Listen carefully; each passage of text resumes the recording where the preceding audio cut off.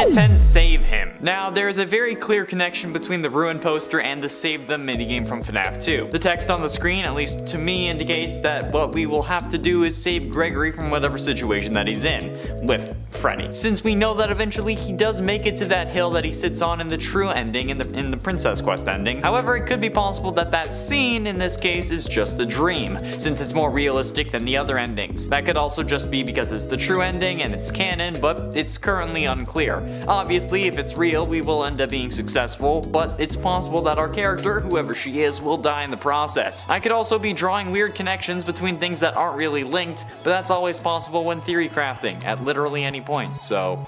And at 9, Robot Gregory. This poster, in my eyes, also helps prove further that Gregory is in fact a robot, since after all we get confirmation that Vanny messes up the cameras, as you can see from the 2 screens that have Vanny on them. They're both glitching out. This is further supported by our last point, because how would Gregory be able to add a help me sign to a screen without being able to access the cameras? Nowhere on our fast watch does it say that we can add text, and Freddy clearly doesn't have the ability, since he would have used it during the section where we have to open the doors for him so that we can then be a sussy baka and vent, instead of just, you know, standing there and waving.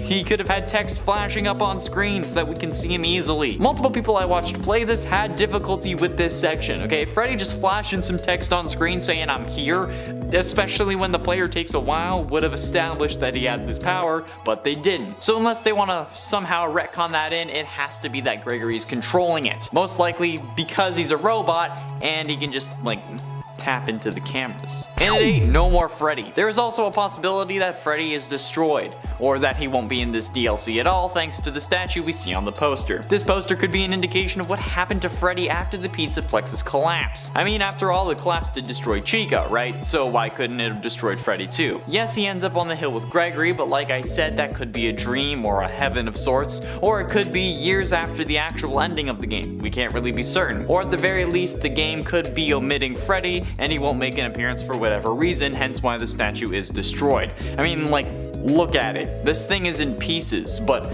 why? There isn't much rubble around it, and the escalator walls are way less damaged than this, so why would the statue have been so heavily damaged if there was nothing that actually hit it? Seems a bit sus if you ask me. Number 7, Mini Rena and Bitty Bab. What if the Mini Renas and Bitty Babs were actually created by Ballora and Circus Baby, respectively? The interesting thing is we don't get close-up looks into the making of these smaller characters and, you know, like their blueprints, their behind the scenes. Is it possible because Ballora and Circus Baby in essence have souls that their individual consciousness might be capable of crafting their own animatronics? I'm not sure. There isn't a ton of evidence to support this theory, but I just kind of thought it was a cool idea, and to me it makes a lot of sense. After all, the Mini Renas look especially crude in comparison to animatronics like Ballora, and honestly any of the other animatronics in this game really, which could be an indicator that they were, you know, made by someone still figuring out the ins and outs of animatronics. Not a master like William Afton, which, you know, he would probably already be a master at this point. And we already know that Ennard was in part made by Circus Baby, using the other animatronics parts. So it could kind of actually make some weird sense for her to be making animatronics. Number 6, one of the bites? I can't even believe this one is out there, and still some people believe it to be true. Well, I've looked at the sister location game a lot, and I mean a lot. This was one I had actually never come by before until doing this video. The idea is that the death of Mrs Afton, where she gets scooped or, you know, gobbled up or whatever you want to call it by Circus Baby, is meant to be the bite of 83. This is because her death is believed to have taken place in 1983. However, it seems that she wasn't alone in perishing that year, if that's to be believed, because Crying Child also supposedly was bitten and later died in 1983, or was bitten in 83. I don't know if we really know when Crying Child died, but I'm assuming it was the same year. So is it possible that there were multiple bites, or should we not even count Elizabeth? Do we consider what happened to her to be a bite at all? Typically, bite of 83 is attributed to Cece, but apparently there are those out there who believe that Elizabeth may actually be the death people are talking about when it comes to this still somewhat mysterious bite. Number 5, Afton's mistake. There are also a ton of theories when it comes to what caused Elizabeth's death. Was it a malfunction of the animatronic? Was Was it intentional? Many people attribute Elizabeth's death to William Afton, her father, suggesting that he perhaps even did it on purpose, possibly cracking, or that it was like an accident perhaps, due to faulty programming, or too good of programming maybe on his end. There are a lot of smaller theories at play when it comes to the belief that Afton was the one ultimately responsible. Possibly he had designed Circus Baby to trap other children, but then why say that he designed Circus Baby for Elizabeth? Did he mean to kill her? Or was it just that the programming in Circus Baby was too strong and still needed some tweaking, some reining in, so the death was perhaps accidental? Number 4. Afton's intentions. Let's imagine for a moment that William Afton loved his kids and that he didn't want anything bad to happen to Elizabeth. It's believed that Crying Child's death happens after Elizabeth's in regards to the whole timeline of this narrative. But what if we have that wrong and it somehow happened before? It could be possible that Afton simply wanted to lure another child using Circus Baby so that he might take one to act as, I don't know, a sibling for Elizabeth, who was maybe lonely if her sibling had just died. Or it's possible that Cece's death did happen after, as we believe, but perhaps this was how Afton got his own children to begin with, and he was actually looking to grow his family to just give Elizabeth a sister or a sibling of some kind.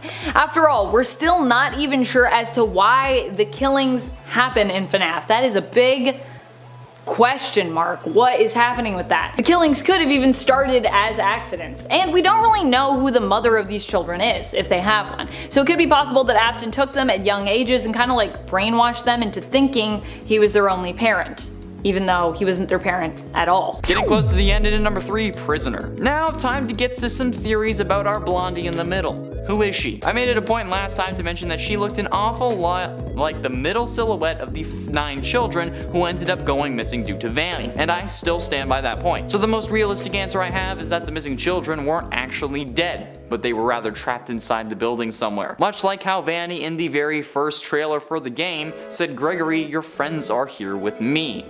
Gregory, your friends are worried about you. They're here with me. Please come out. So clearly Gregory must have known these children, right? Which explains why he came to the Pizzaplex in the first place, but it doesn't explain how he never mentions them. Either way, this is a very real possibility that this blonde girl is just a missing child who, thanks to the collapse of the Pizzaplex, managed to escape containment. But ultimately, in at number 2, Elizabeth Afton. Okay, this one is a bit wild, but hear me out. I also mentioned last time how both of these kids look like Aftons. Gregory is very clearly meant to at least be an allegory for Crying Child, okay? The stripes on the shirt, the age, the relationship with Freddy, it was right there in our faces. Whether you believe he is a robot or not, he is at least meant to represent Crying Child. And now, look at this girl. While she may be in black and white, she is still very clearly blonde. She has pigtails like Baby does, and we all know who Elizabeth ends up possessing. She's wearing a skirt exactly like Elizabeth was wearing in the one time we see her in Sister Location. I mean, if Crying Child's 2 stripes are enough for a comparison, I think this is more than enough.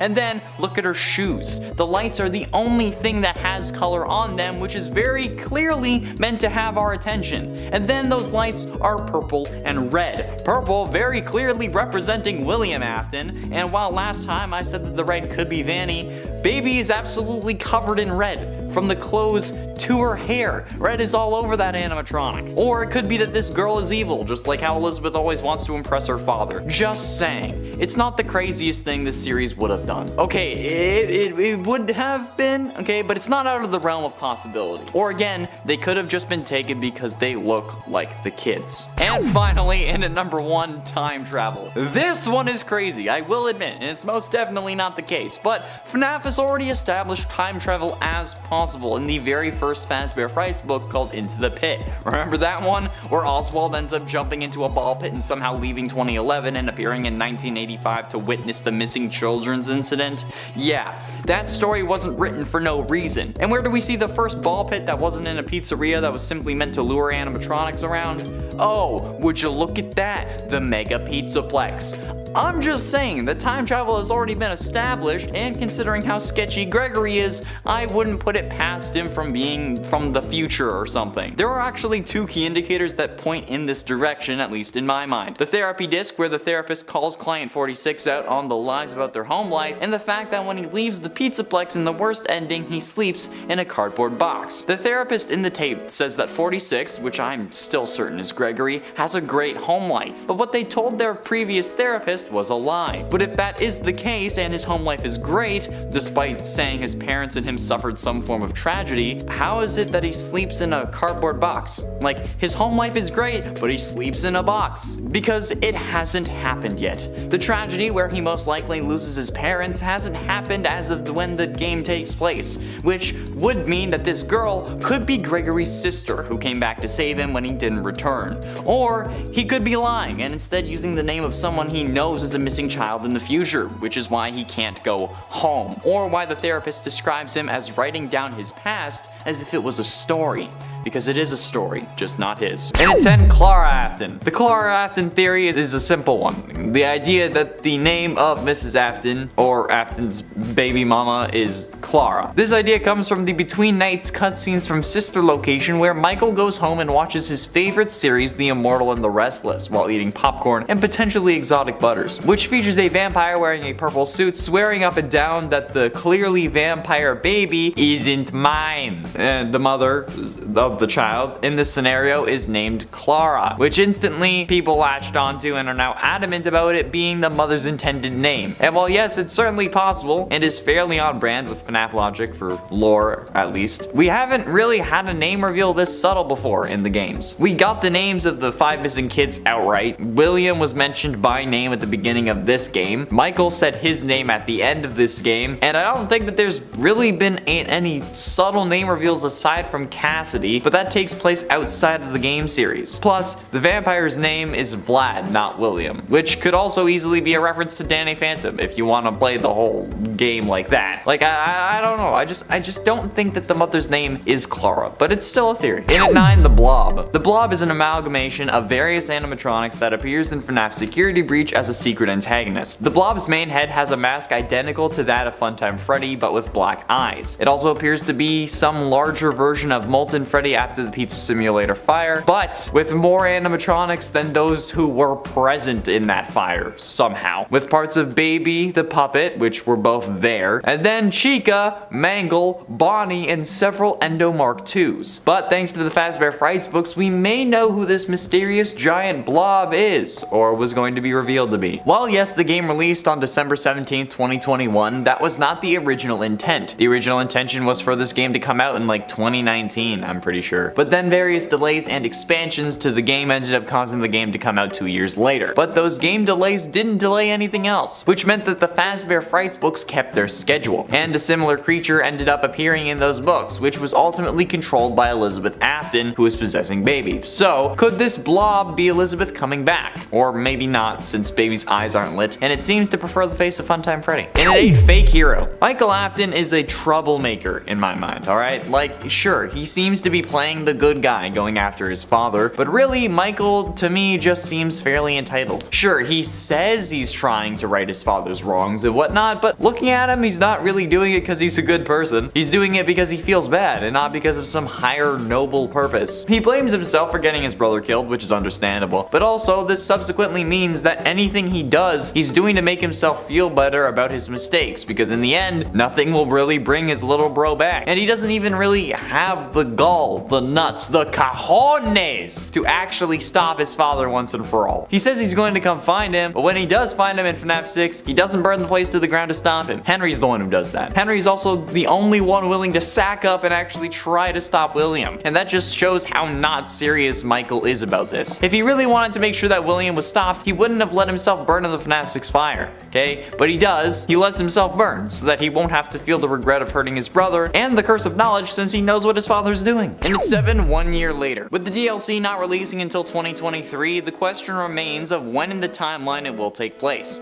Yes, it will take place after the true ending for Security Breach, but how long after the true ending is the question. See, with the state of the animatronics, it seems that it could be later on, and the release date being 2 years after the release of the original game means that it could be linear in the timeline sense, so it could also take place 2 years after the ending. But that would then bring on the question of why is Gregory back there if it's a year or two later? But then we also have to ask who is this girl and where they came from if we're really going to know this answer. So while there are theories, this one specifically coming from Amanda because of the release date, we still don't know for sure until we have some more information. Time to wait another 6 months before another teaser. And at 6, Chica Graffiti. While zooming in on Chica like I always do, I did notice that her torso seems to have traces of red on it. Now what this is in reality is definitely unclear, but it could be graffiti, indicating that this could be later on in the timeline. She could have been decommissioned for a while after being revived for whatever purpose, and maybe some kids got to her and decided to spray paint her. Or, more likely, it's actually pizza sauce. See, brightening the image while basic FNAF at this point is also still helpful, and I used it in the last Ruins video. However, while the red is evident on the normal poster, by brightening you can actually see that there is yellow dripping from Chica's face. And unless Chica started listening to Bear Grylls in order to survive the collapse of the Pizzaplex, I'm pretty sure that it's melted cheese dripping from her mouth, which would also explain the red in tandem. I mean, it could be her beak, but like, we were trying to explain the red, so cheese makes sense. Like I said, it would mean that the red stuff would then be pizza sauce and potentially pepperoni or some other form of meat that the Pizzaplex kitchen would add on pizza. But it could also be blood. Not sure from who, but maybe Chica saved Vanny's life or something. Also, I was at Niagara Comic-Con 2 days ago, and there was a girl dressed as Chica. Didn't know who I was. It was kind of offensive. It was really humbling. Halfway through, into number 5, the FNAF ARG. This was brought up in a recent MatPat FNAF theory, and people are starting to suggest that it's going to be involved in this DLC. The basic idea that the FNAF Fazbear Frights books were originally going to have an ARG that Scott ended up cutting out for whatever reason, and then released part of it in the Felix the Shark book 12. However, I'm here to tell you guys that it's not real, okay? Scott has said on multiple occasions that he doesn't want to cross the line between fact and fiction, and that he wants to keep the two worlds separate, probably because FNAF relates so closely to Chuck E. Cheese. And that's also why he wouldn't really make a real FNAF location, okay? He stuck to this so hard that he didn't even make a website for the indie game dev introduced in FNAF VR like he wanted to, because he thought that it would be too fuzzy for the line, okay? So, look.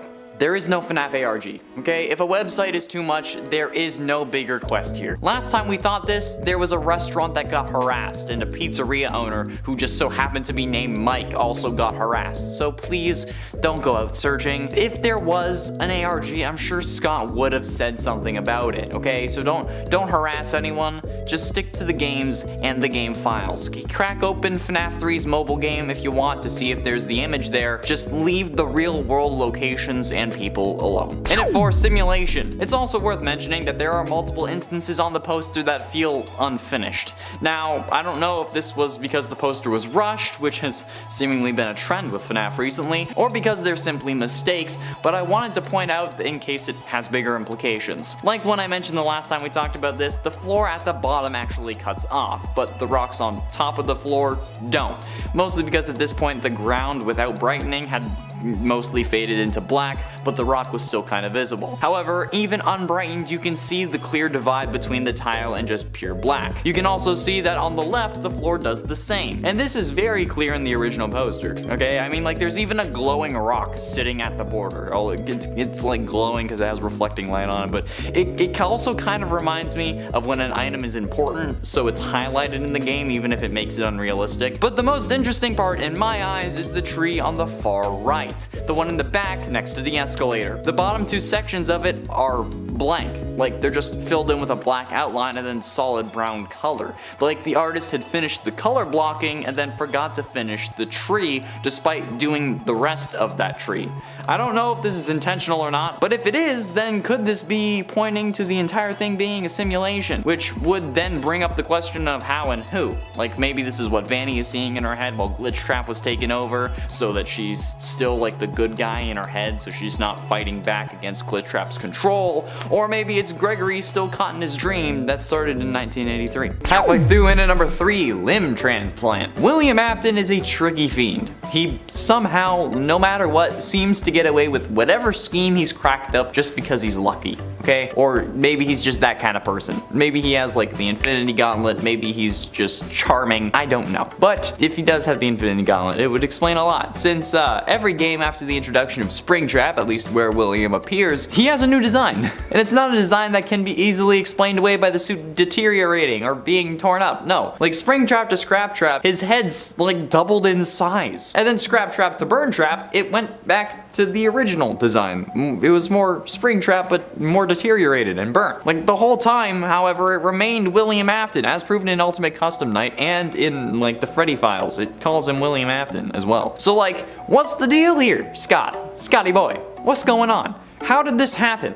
My best explanation was artistic license, okay? Scott just ran with the idea that he thought he would make Springtrap scarier, since a lot of people were upset with the original jump scare from FNAF 3, and he didn't want that repeating itself, but in the process, he confused the hell out of us, and honestly, I don't like Scraptrap, it's weird. So in Security Breach, he went back to something closer to the original design, and then swapped out missing limbs from the Scraptrap animatronic for Glamrock Bonnie parts. Plus, the whole artistic license thing explains away the design discrepancies on Scraptrap. But ultimately, in number 2, Vengeful Child. And while yes, we made a whole video about this literally yesterday, I wanted to make sure that everyone knows that the whole crying child is the vengeful spirit thing solves a lot more problems than it causes. Because the only thing you really have to do to have this theory be the case is believe that crying child would blame his father for his death. And considering how he most likely saw Elizabeth get scooped, it's probably the case. At that point, he would note that the robots that William, his father, made are meant to kill, and therefore wouldn't blame Michael for figuring that an animatronic wouldn't be able to kill him. Additionally, it explains the nightmares in Ultimate Custom Night, fact that Cassidy was released in FNAF 3, and the he pronouns used for the one you should not have killed, and doesn't really raise any questions other than would he blame William. The only time we've seen someone possess something while they've still been alive, and then also possessed multiple things, was Henry after the loss of his daughter, which, you know what, in my mind would cause a lot more agony than a child being chased by nightmare versions of robots while you're in a coma in the hospital, okay? Losing a child is worse than a nightmare. Also, if you're in the hospital, the only thing that you're going to possess is like the only thing around, which is your dad, okay? It's the simplest explanation. It literally explains everything. I don't know why people are so apprehensive about this theory. Like, yeah, you can believe that William didn't kill Crying Child, but what's important here isn't what you believe, it's what Crying Child himself would believe. After all, since the vengeful spirit is talking through the animatronics in Ultimate Custom Night, as we learned from the mediocre melody lines, because the animatronic lines are basically just what the one you should not have killed is saying, but in the animatronic voice. So, by that logic, the one you should not have killed basically named themselves. Not basically, they did name themselves. So all that matters is if Crying Child would blame dear old dad, and considering how he probably saw Elizabeth get scooped, I'm much more comfortable thinking that, instead of thinking that Cassidy wasn't released in the Happiest Day minigame despite what is clearly is the intended end for those spirits, and then somehow switching from Golden Freddy to William or even possessing both, and then having two souls inside of Golden Freddy. Like, it's one logical assumption compared to multiple assumptions. The logbook people also cite as evidence for Cassidy actually basically proves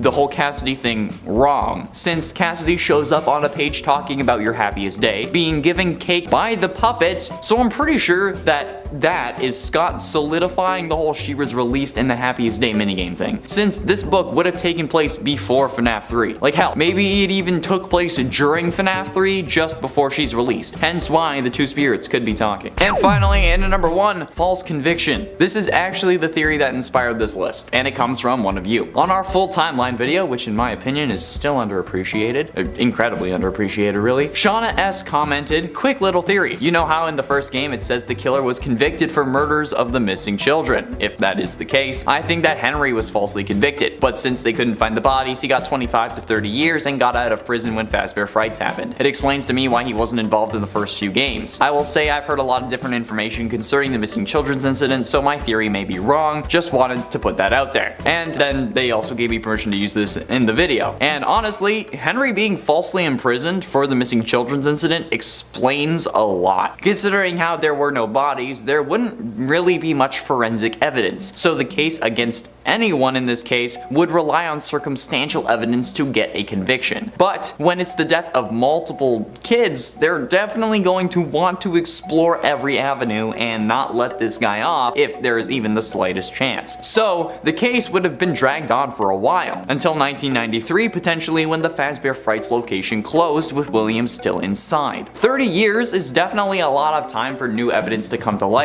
and maybe Henry even could have gotten out earlier than the 30 years if he was exonerated by new evidence. But he didn't act until William was free because he thought that the situation was dealt with. Well, the whole he was convicted thing could be explained away by Scott not thinking that there would be another game, let alone 8 more. He probably could have wanted the killer story to end with the first game just in case. But now, since we know that William wasn't convicted, this could be a really great explanation that explains why nothing happened with Henry until FNAF 3. So, incredible job, Shauna. Amazing work. I don't know if that means much coming from me, but good job. And at 5, the Aftons. Yes, this is a top 5, okay? Relax. In the best ending to FNAF Security Breach, there are quite a few confusing moments. The most confusing one for me, at the very least, is the idea that Gregory would go get ice cream with Vanessa when she's done trying to kill him. Like, why would you do that? Like, this is kind of like a come into my van kind of situation, you know? Some seem to think that it's because they're related or representing the dead Afton kids. And thanks to MatPat, there is actually a little more evidence to this now. Well, not now, like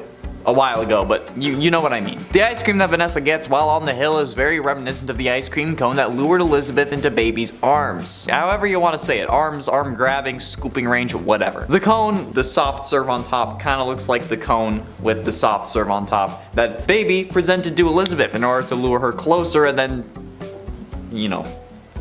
Like, is that evidence or just a coincidence? Originally, you don't really know, okay? But Vanessa isn't the only one with a potentially symbolic dessert option in her murderous little hands. Thanks to MatPat pointing this out, Gregory also has a popsicle. A Freddy popsicle to be exact. They're kind of like the ones that you could get in the game earlier, like the SpongeBob ones that never look right? But it's Freddy Fazbear. And the lighting makes this one, that isn't Glam Freddy, surprisingly enough, look very yellow in color, as if it was referencing to a certain yellow bear that could have had something to do with Crying Child's death. If it was meant to be Crying Child, this could be a good way of indicating that not only is this good, but it also gets better. Alright, Crying Child has taken a bite out of the head of the popsicle, which first of all is weird, because why are you biting a popsicle? Especially in a point that like the ear can like fall off because it's not attached by enough anymore. But also it could be a reference to how he ended up meeting his unfortunate fate after William supercharged the jaw, just saying, but like, I don't know, okay? I don't know if like the generally accepted canon, like if these are the Afton kids, but like hell, it would make a lot of sense in my mind. And at 4, we are Vanny. This one was a video a long time ago, before Security Breach actually came out, and it was a theory about how our player character in FNAF VR was in fact Vanny or Vanessa. And you know what? It ended up being confirmed as true in Security Breach, although I'm pretty sure that that wasn't an original thought when we made that video. I'm pretty sure I based it off of Reddit posts and stuff. But with the interviews or therapy sessions present within the game, however, we do get more information and clues to the story of the previous 3 FNAF games as well. Well, okay, like 2 main series games and then 1 spin-off. Yep.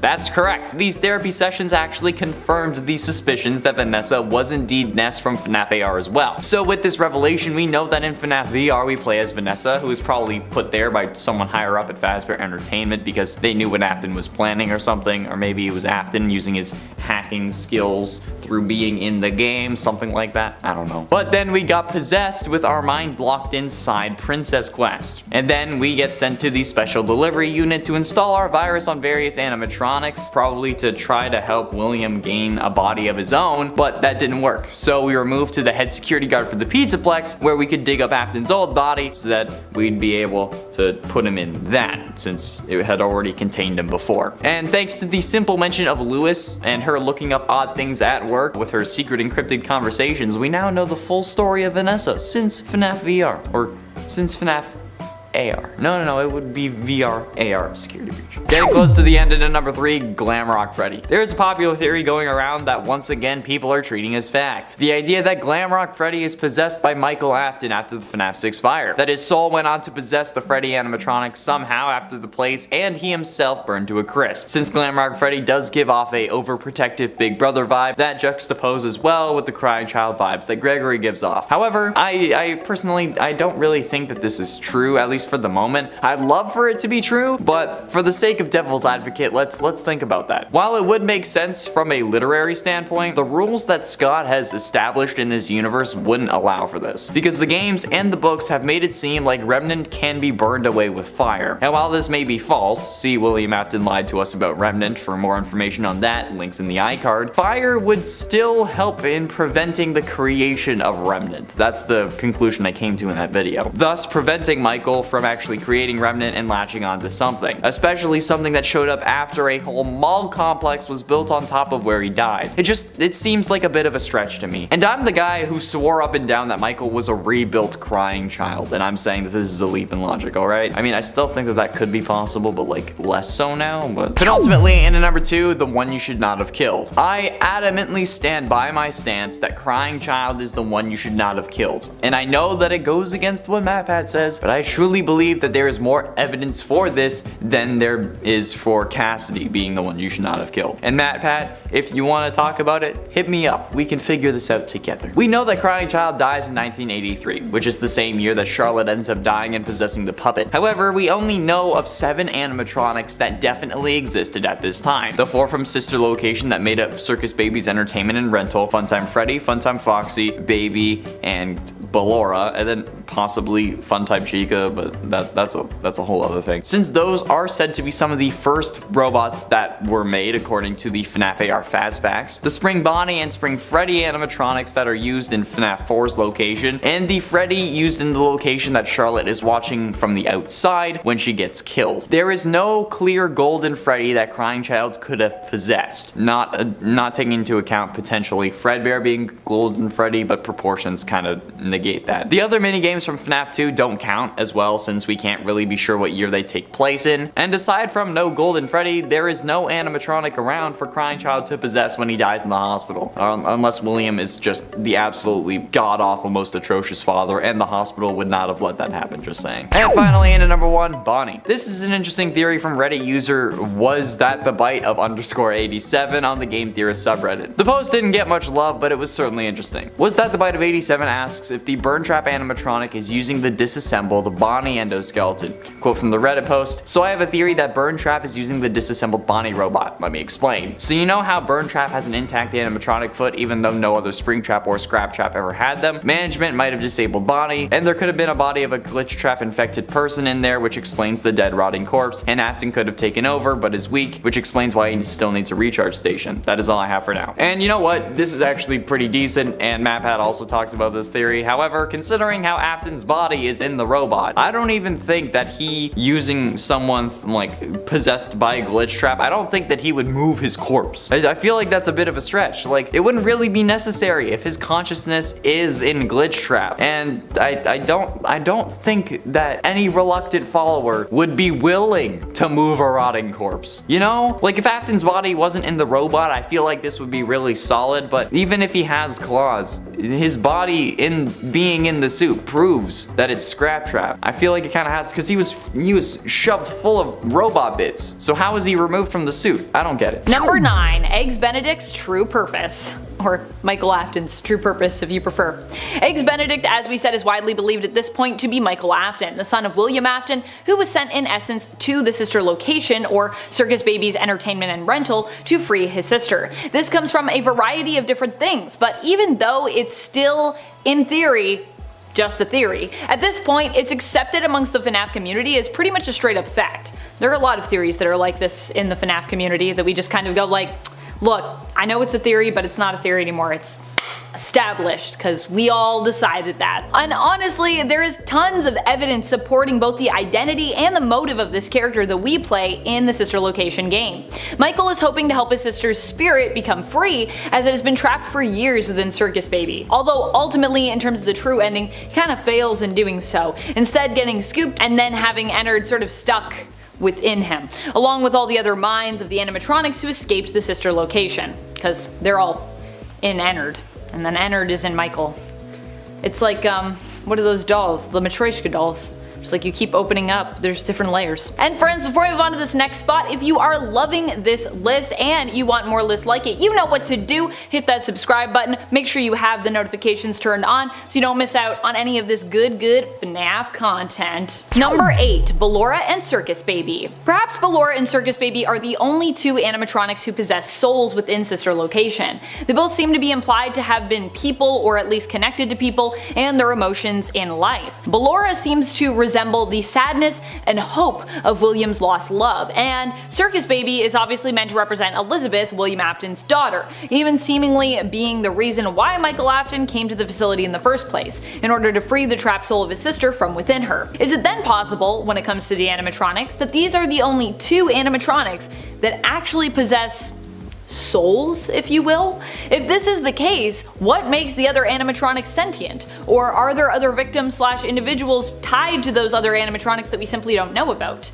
I have many theories on it, but yes, I think that overall, I think Ballora and Circus Baby, the only two with like spirits or souls in them. And it's 7. Golden Freddy. Some people believe that the one possessing Golden Freddy is Crying Child. This is mostly based on the It's Me hallucinations from FNAF 1 and the reveal that the older brother has been our player character over the first 6 games in the series, excluding FNAF 4 and potentially others depending on things that get revealed later on. So why would people believe this? Well, it's because it would explain Golden Freddy's signature line of It's Me. Since if we do play as Michael Afton in the first game, It's Me could just end up being Crying Child trying to communicate with his older brother as to who he is. It could also explain the constant use of the phrase It's Me in the security logbook, since some also believe it to be possessed by the spirit of Golden Freddy, or the 2 spirits inside the book are also those inside Golden Freddy, which makes no sense to me because why would 2 people be possessing multiple things and the same 2 things at that? Anyway, with the line of It's Me being explained easily with the Crying Child being Golden Freddy, it leads to some to the conclusion that that must be the way Scott intended it, but hey, what do I know? It's not like I've made 365 FNAF videos on my own. Oh wait, this is the 366th. Not even kidding. I counted. I'm being legit. Like, this is my 366th FNAF video. And at 6, Imposter. Sus. Some thoroughly believe that this Burn Trap animatronic, this new version of the Spring Bonnie animatronic, to not be William Afton, and instead possibly Henry Emily, William's business partner and the father of his first victim. Why do they think this? No idea. However, I can kind of see why, but it would simply just be due to inconsistencies. Since seemingly the endo for this version of Spring Trap also has the same endo as the Glam Rock animatronics, or the ones that we see in what is honestly the scariest part of the game. At least they look similar. Since if this was Afton, the endo should technically be the first version of the endoskeleton. My explanation for this is simply because they had to model this endo for the files and they were kind of in a rush to release something after already delaying the game multiple times, so they used just the normal endo that they already had and then added some Spring Trap bits onto him. And since he's so destroyed, it's really difficult to determine whether it's the same design as Scrap Trap or not, and since Henry was also in the FNAF 6 location, potentially it could have been him. But again, I doubt it. Halfway through into number 5, death. These are the things that I tend to come back to when I'm talking about Mrs. Afton, but really, it's only because that's all we have to theorize about her. The possibility that Mrs. Afton died in a car crash is very possible, yet the idea that she did is so unfounded and really only has grounds in the FNAF music video world, like the original FNAF music video song world, you know? Particularly the Living Tombstones, since this seems to be where this idea originated. Not an animated Minecraft music video like I've been thinking, which honestly kind of shocked me, but either way, there isn't really any real evidence in the game or in any real part of the lore that suggests she died in a car crash. I'd say none that suggests that she died at all, but it's FNAF, so I feel like that's a pretty safe bet. But other than that, there's really no explanation as to what happened to Mrs. Afton, and people still treat what they've seen other people say online as fact without checking it out for themselves. Like, one person believed that the whole music video thing was right, and then they posted it on Reddit, and then one person read that and thought it was canon, and then it just grew from there, and now a load of people believe that this is an idea without even knowing where it came from. It came from a music video, guys. It's not canon. And at 4, Vanessa. In the best ending, there are quite a few confusing moments. The most confusing one, for me at least, is the idea that Gregory would go get ice cream with Vanessa when she's done trying to kill him, because,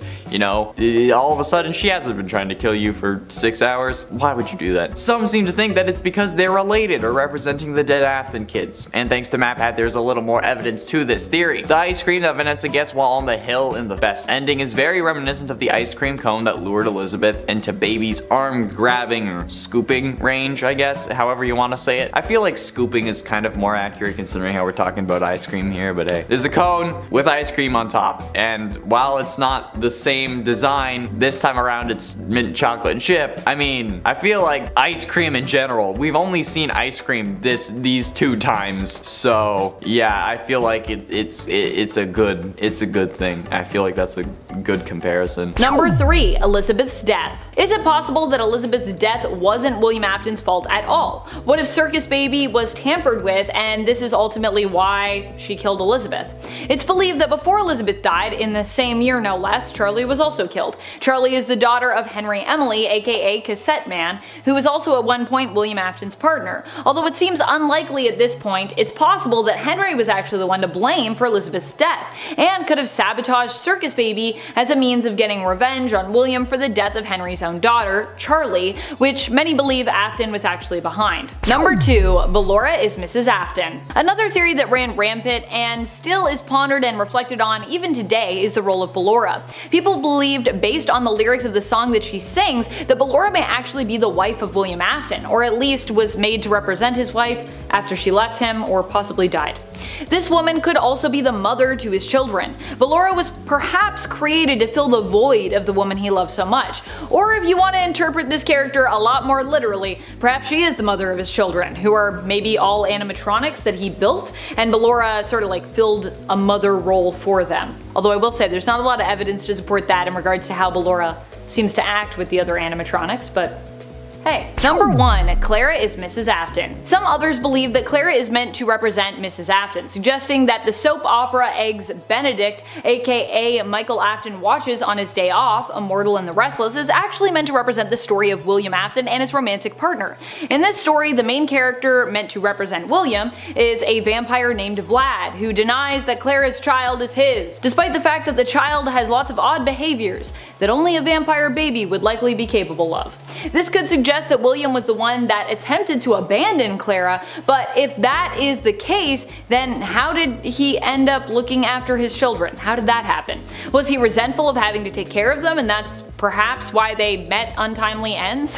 Is it possible that it was all part of William's plot to get rid of them? Are Clara and Vlad meant to even represent Mrs Afton and William? I don't even know. It's a lot. I think at this point I'm leaning more towards no, but I don't know. I always come back to this and I'm like, is it true? Is it not true? Is it supposed to be a symbol of this or not?